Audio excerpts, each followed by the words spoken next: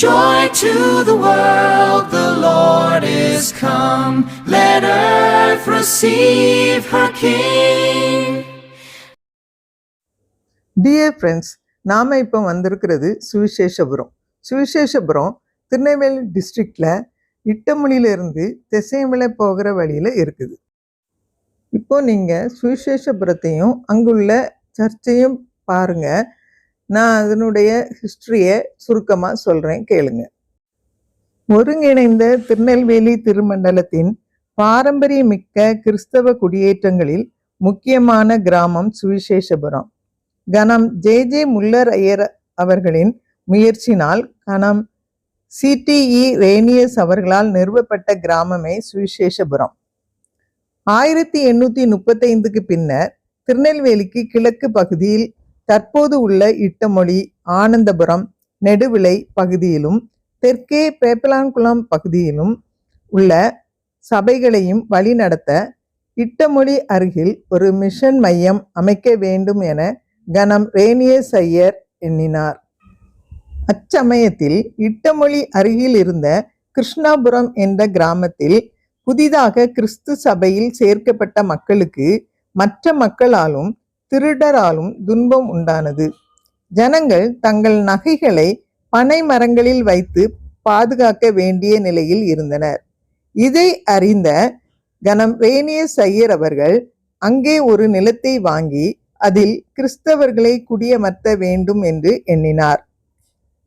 திரு தாவீது உபதேசியாரின் நிலம் அங்கு இருப்பதை அறிந்து குறைந்த விலையில் அவரிடம் நிலத்தை வாங்கி 1836ஆம் ஆண்டு டிசம்பர் மாதம் 15ஆம் தேதி புதிய குடியேற்றத்தை நிறுவி அப்புதிய குடியேற்றத்திற்கு சுவிசேஷபுரம் என்று பெயரிட்டார்.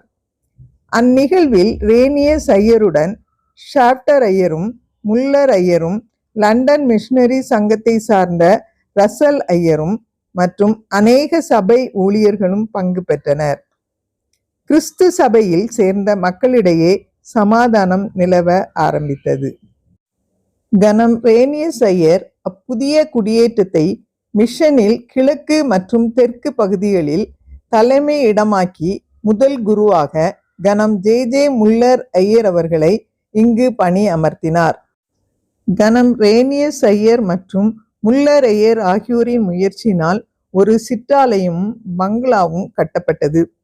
9 மேலை நாட்டு மிஷனரிகளும் அநேக சுதேச மிஷனரிகளும் இங்கு தங்கி இறைப்பணி செய்துள்ளனர். கனம் ரேனியஸ் ஐயரின் மகனான சார்லஸ் ரேனியஸ், பேராயர் எட்வர்ட் சார்ஜன்ட், கனம் பி ஷாப்டர், பேராயர் ஸ்டீஃபன் நீல், அவர்களுடைய தந்தை மிஷனரி மருத்துவர் சார்ல்ஸ் நீல் ஆகியோர் குறிப்பிடத்தக்கவர்கள். இப்போ நீங்க பார்த்து கொண்டு இருக்கிறது சர்ச்சை ஒட்டி உள்ள ஒரு ஆடிட்டோரியம்.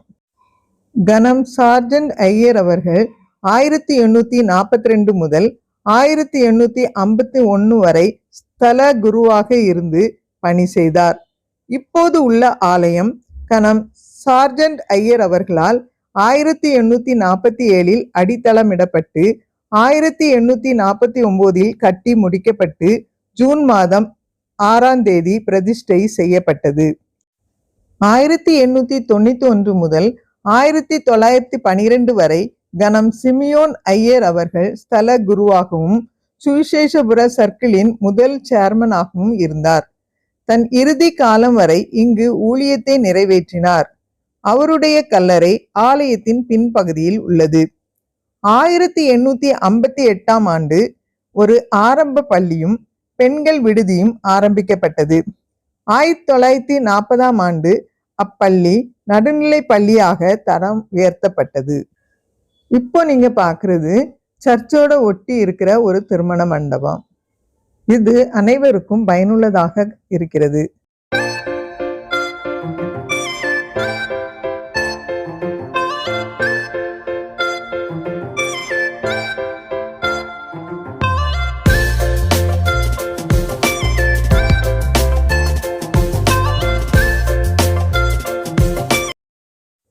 இது பேராயர் நீல் ஸ்டீஃபன் அவர்களின் பெயரில் உள்ள ஒரு மருத்துவமனை.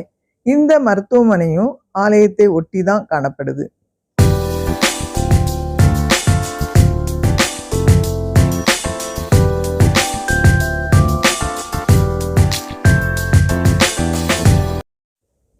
நீங்க பார்க்கறது டிடிடிஏ நடுநிலைப்பள்ளி சுவிசேஷபுரம். இங்கு அநேக மாணவர்கள் கல்வி பயின்று வருகிறார்கள். இதுவரை சுவிசேஷபுரம் மற்றும் அங்குள்ள சர்ச் ஹிஸ்டரியை பற்றி கேட்டீங்க. இன்னொரு சர்ச் ஹிஸ்டரியை இன்னொரு வீடியோவில் பார்க்கலாம். அதனால் சப்ஸ்கிரைப் பண்ணுங்கள், ஷேர் பண்ணுங்கள், லைக் பண்ணுங்கள். Thank you so much.